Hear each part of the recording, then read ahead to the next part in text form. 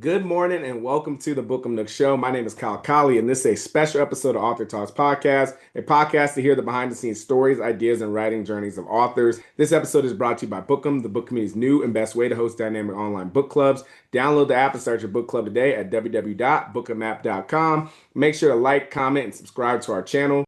My guest today is the stellar Seth Wickersham. Seth is the New York Times bestselling author of It's Better to Be Feared and the author of the book that is now a New York Times bestseller itself, the one we're talking about today, American Kings, a biography of the quarterback. Additionally, he is a sports journalist for ESPN. He is a writer, an investigator, a Denver native, a father, a husband, a football fan, and a lover of the quarterback position. Seth, welcome to the Author Talks Podcast. What's up, man? How's it going? I'm doing well. I just wanted to check in. Did you get a chance to watch any football yesterday? If so, who's kind of your MVP right now, or just a quarterback, Ooh, or even just a quarterback story you're happy to see right now?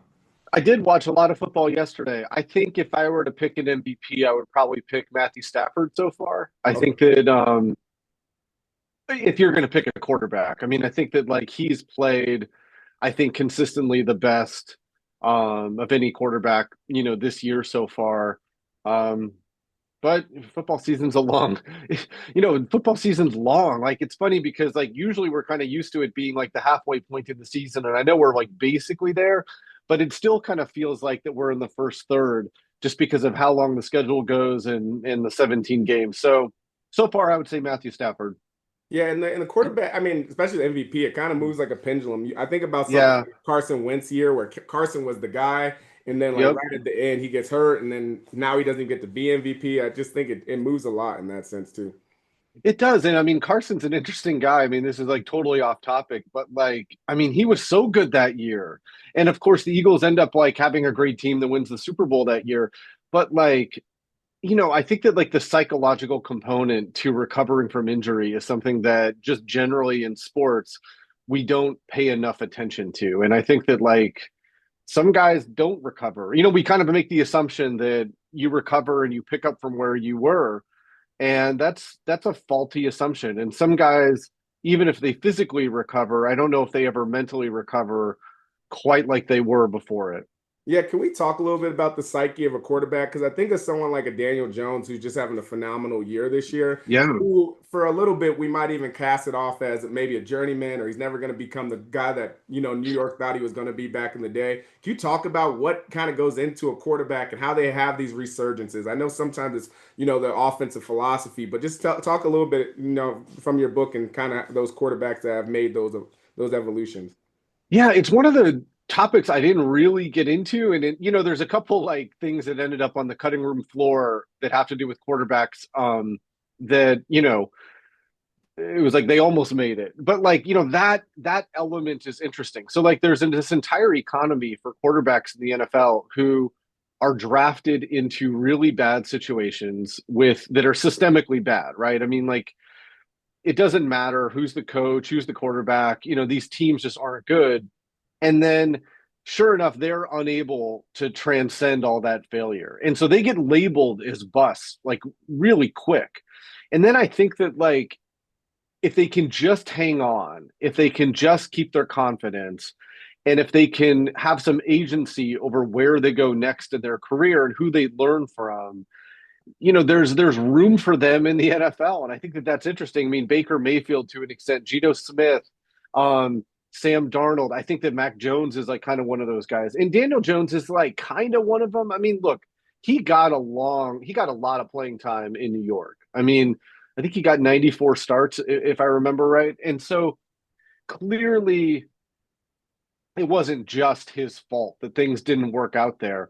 But like, if you can just find a team that will believe in you, there's like an entire second act that these quarterbacks can have, and he's definitely one of those guys.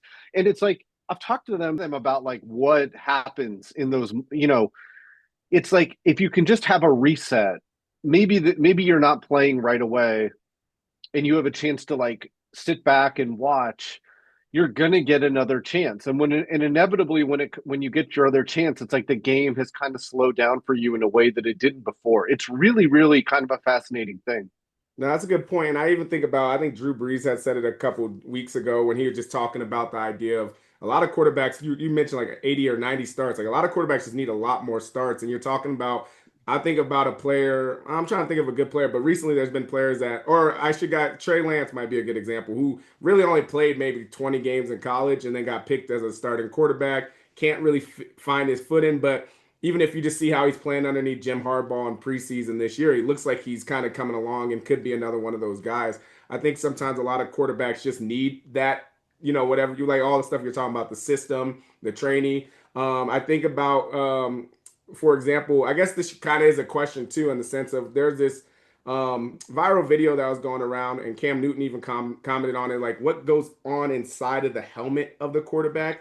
And Yeah. that also is a question I'm asking from your research. Like, what really is right before they get to the line? What is going through their head? What are they processing? What are they seeing on their maybe on their quarterback coaching arm? Like, what take Yeah. that those 30 seconds before a play snap? It's completely frantic. Like I actually get into that in the book, in respect to Bryce Young. And I think that Bryce Young is one of those guys that, he went to a systemically bad team. And, I think that Frank Reich, even though he was the coach at the time, he knows how to coach quarterbacks. I think he made a mistake by trying to marry different systems. Like, I think that instead of just stick with one philosophy, he tried to marry systems. And then I think the other thing that hurt someone like Bryce Young initially was they talked about how smart he was. And this is sounds kind of counterintuitive, but because they talked about how much football intelligence he had, I think there's an expectation early on that he could direct traffic at the line of scrimmage like a 12-year vet. Yep. And, nobody can do that young. I'm sorry. Nobody can. And so because of that, I think that he gets a play call and they're a long play. These play calls are long. Like you've seen some of Sean Payton's calls and you saw the Cam Newton video. Under the best circumstances, the coach stops talking at 17, 15 seconds before the ball needs to be snapped. So then the quarterback needs to regurgitate the play call, needs to get everyone to the line of scrimmage.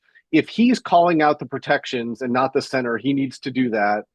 And then, he also has to get a snapshot of the defense and understand what they're doing. It's insanely too much. And as a matter of fact, I think some of the coaches, I think Chip Kelly's one of these guys who's really been able, at his best, he was able to reduce play calls to one word or a series of words rather than these long, drawn out, almost paragraphs. And I think that simplicity helps quarterbacks. Jaden Daniels is a really, really good player, and I think he would have been good no matter what. But there's no question that working with Cliff Kingsbury and the staff that they had there helped him. And so I think that you see Bryce Young now, he's got a little bit of experience under his belt and he's able to handle all those things a little bit better. As a rookie, when things were so frantic, it was just not the wisest decision to put him in that situation. I think that Steve Young, I mean, he's a first ballot Hall of Fame player who got to the NFL and really didn't know how to throw, much less be a quarterback. I mean, this stuff takes time. And Rich Gannon was a safety at Delaware and he ended up being an MVP quarterback.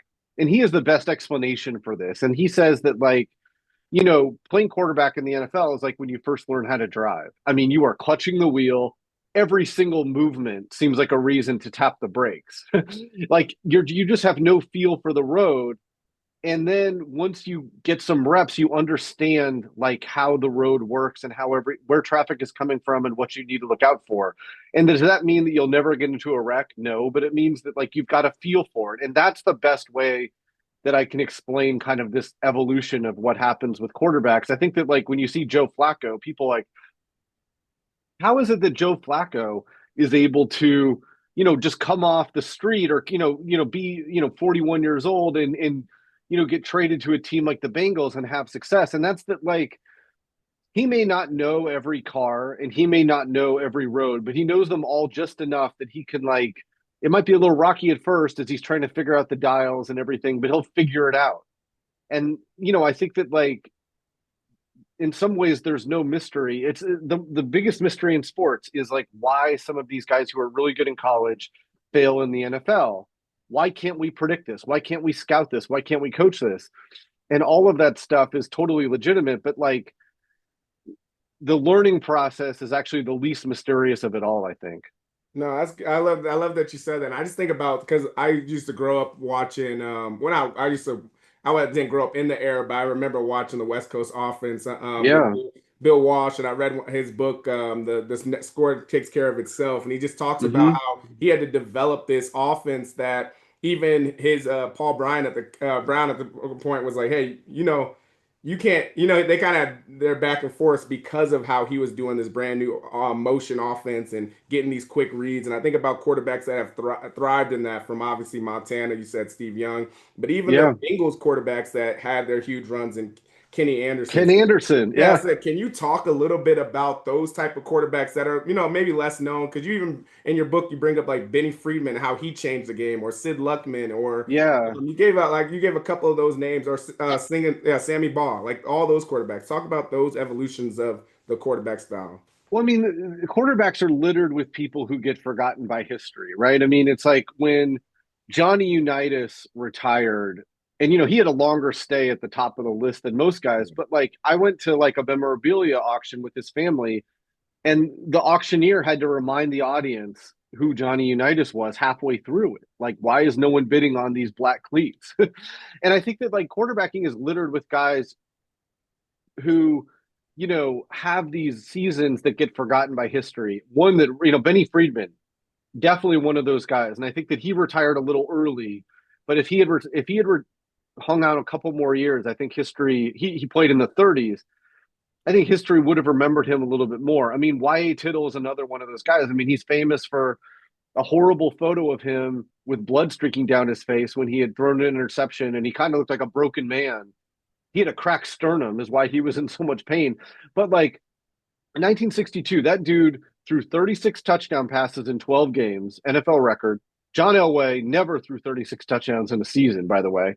Wow. And he completed 63% of his passes. I mean, that is an insane number in 1962. And as a prelude, it sets up people like Ken Anderson, who hit 70%, I think, in 1980. Is that 80, 81, one of those two? But like, people like him are these guys that like probably won't make the Hall of Fame. And Anderson's up. I doubt he'll get in, but like, again, there are these guys that kind of came in and ended up being really important because they helped show what was possible, even if they didn't have like sustained long careers. No, I love that. And you talked about the first quarterback you met was Craig Morton in Yeah. Denver. And then you said Elway was your idol. That was the first quarterback I met was John Elway. He was just like throwing at a park one day. And we just happened to walk up on him, and he gave us like he signed our shoes and everything. So it was really cool to meet John Elway in person. But can you talk about those like early encounters and how they taught you how to, because you grew up as a quarterback too, and you played high school and all that. So just talk about that, Yeah. meeting some of those idols, and the power that meeting quarterbacks have on younger quarterbacks growing up. Well, I mean, the thing about great quarterbacks, and I think that like one of the reasons why I wrote the book is that like there is just an otherness that separates them. Even if like they turn out to be the most human of human beings, they still have this rare capacity for a kind of magic. And I think that like that's really something that's special and something that like we when we're growing up, we kind of wonder like, is that transferable? Like how do we do this? Like I saw this clip on social media, and it was like the anniversary of the Broncos versus the Chiefs in 1994, and it was like Joe Montana's last year in the NFL, and they played Monday Night Football at Mile High Stadium. It was this terrific game. And I was watching like Joe Montana, who like really, even at his peak, was never the most physically gifted quarterback, right? He had this insane accuracy and awareness, and but he was never the guy who was going to drill the ball in between safeties or and here he was at age whatever 36, 37 years old, and he was doing that. I mean, the guy was like he was just insanely special, is that's the best way you can put it.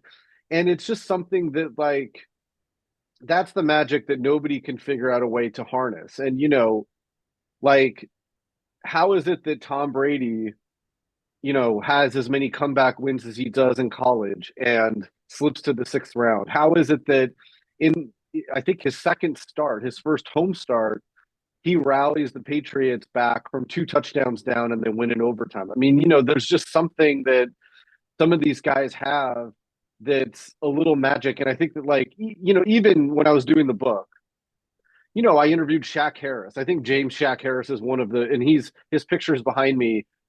That's him in the '70s as a Los Angeles Ram. I think he's like one of those quarterbacks that, like, his presence has been really overlooked by history.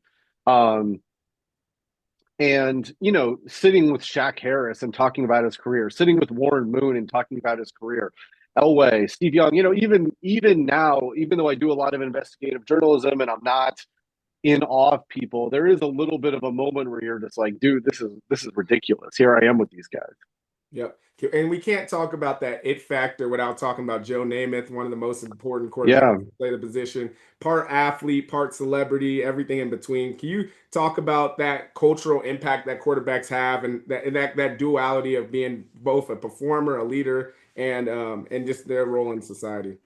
Yeah, well, I mean, Steve Young and I were talking, and I was like, what are all the hats you have to wear as a starting quarterback in the NFL for a professional team? And I mean, we were like going from matinee idol to um, field general to spokesperson for a multi-billion-dollar organization to amateur psychologist, breathtaking asshole, all of these things. I mean, it was like 17 of them, and then he kept going. And that's what makes quarterback very unique, is that, like, when you sign up for it, you're not just signing up to throw the ball. You're signing up for all of these hats you have to wear and all of these expectations that people put on you. And now, I mean, people talk about Caleb Williams and how, like, it was crazy, quote unquote, that he was working with a media consultant when he was in high school. And I'm like, no, it's not. Actually, like, that helped prepare him, because there's really nothing you can do that can prepare you for being an NFL quarterback and having the hopes of a city and all, everybody looking at you. But, you have to do something. And I mean, we're placing those expectations on people younger and younger and younger. And I think that, like, there's a lot of glory in that, and there's a lot of danger in it too. I think that, like, sometimes you see on Instagram these videos of these quarterbacks throwing to just stationary receivers, and they're like, oh, the next Patrick Mahomes, he's only 14. Well, that's doing a disservice to the kid, and it's doing a disservice to what makes Patrick Mahomes great. And you can't be the next Patrick Mahomes at age 14. You just can't.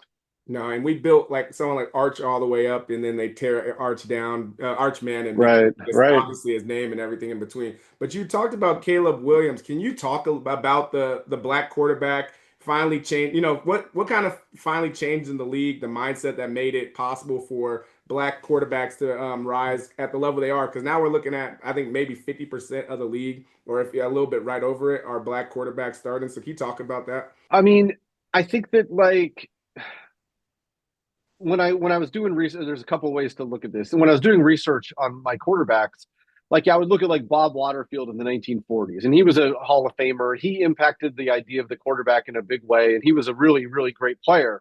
But I'd watch those games, and you wonder, like, could these guys do it now? Or did they just look good because they were talented for their era, and the best quarterbacks weren't allowed to actually play quarterback back then? I think that, like, what you're seeing now is, it's not totally removed, but it's, every year, the coded questions, the stereotypes, and the stigma involving anyone who's non-white who wants to play quarterback, I think, is receding a little bit more. And I remember, like, in the course of reporting, like, Caleb and Carl Williams were talking about, like, what kind of quarterback he was going to be when he was in high school. And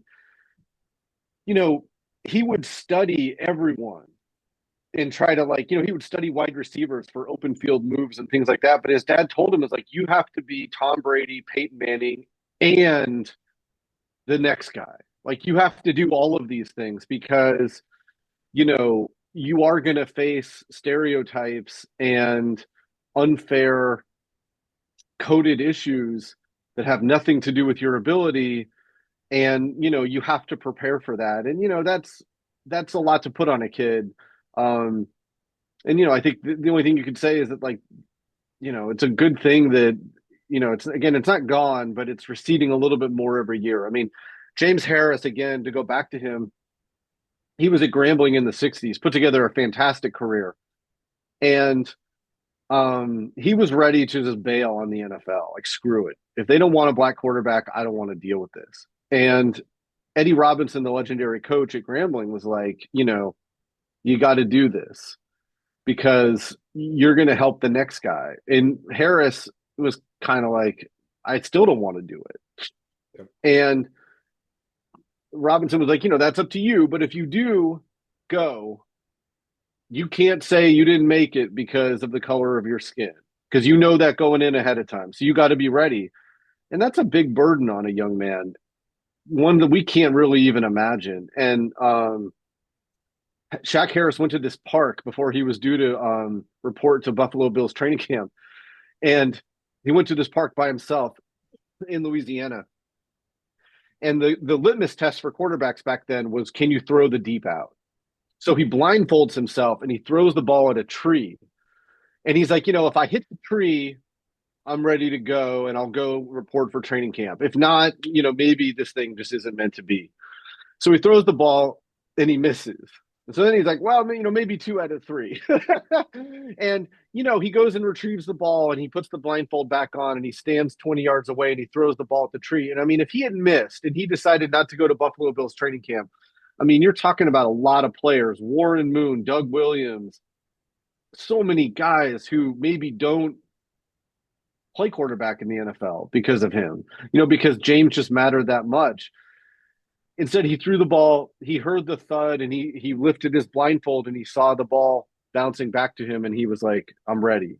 And, that was, when he told me that, that was a moment that kind of, it made the hair on my arm stand up, because, those are really real moments. I mean, we can say, oh, poor, John Elway. He had a tough few years in the NFL before he really caught his steam. And, he did have a hard time, but it's not the same as this.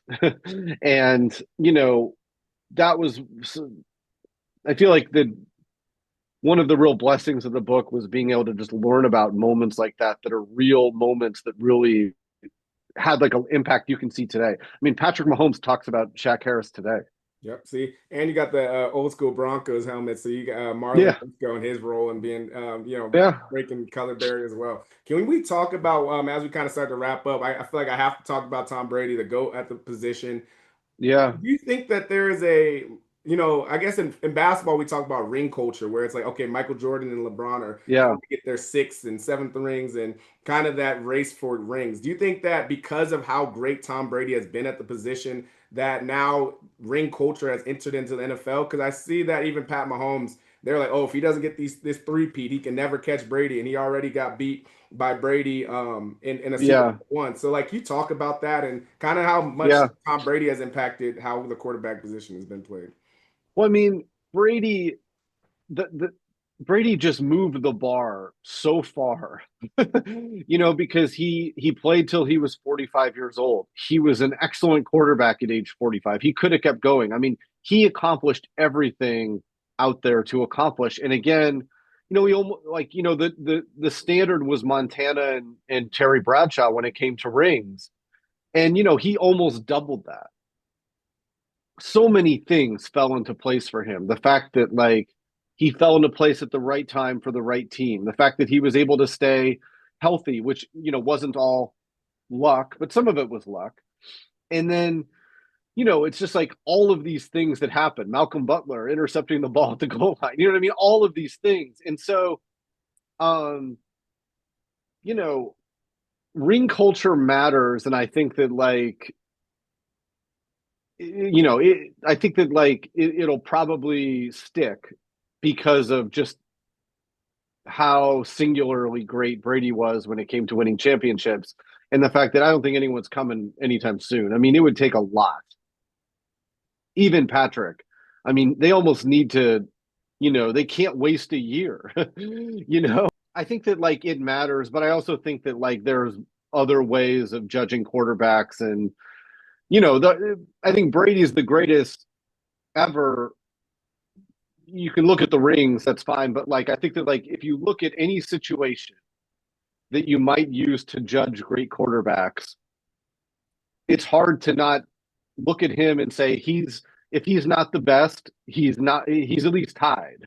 Right? I mean, you talk about like um even statistics. You know what I mean? Like there's guys who put up more statistics, but Tom Brady has thrown more touchdown passes in a season than Patrick Mahomes did ever has, which is nuts, but he has.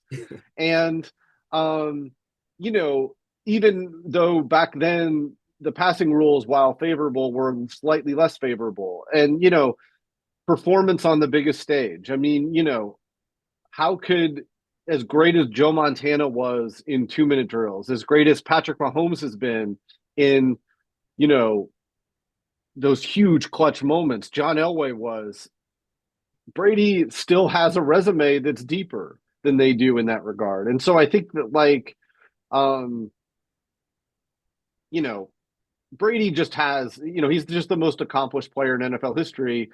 And it's going to take a while for someone to unseat him. But that said, I mean, look, people talk about Patrick Mahomes versus Josh Allen and Lamar Jackson, these guys. I mean, Patrick Mahomes is so much better. I would take him before any of those guys because they have yet to prove that they can do what Patrick Mahomes has proven he's done many times on the biggest stage, which is raise his level of play to meet the moment. And I mean, Patrick hasn't played great in a lot of playoff games for the first three quarters, but he locks things into place. And, both of those comeback wins against San Francisco, the game against the Eagles too. I mean, the Super Bowl against the Eagles, the first one, I mean, you're talking about when games become no margin for error.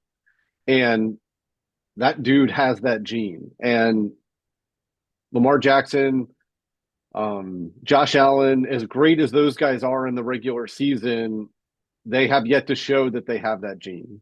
No, I agree with you. And again, it's like styles make fights. Like I think about when was growing up, one of my favorite quarterbacks was Peyton Manning, and the way he Yeah. could come up to the line of scrimmage and he's yelling Omaha, and he's seeing everything that's happening beforehand, and he's calling out the Mike linebacker. He's doing all these things. That's like I look at that, and I'm just appreciative of the quarterback position. And then, like you said with Tom Brady, just talk to us about as we wrap up. Just talk to us about your writing process and a little bit where people can find the book as well. Oh, thanks. Yeah, I mean, you can get American Kings anywhere books are sold. I mean, my writing process is a mess. Like, that's a whole other podcast. But, you know, the creative process is it's one of the things I've learned as I've gotten older is just that like you kind of have to accept that it's messy. And when I was younger, I was so much harder on myself. And I think that like even though as you get older, it can still get exhausting and dispiriting at times, the writing process, it's just a messy process. And the earlier you can embrace that, the better.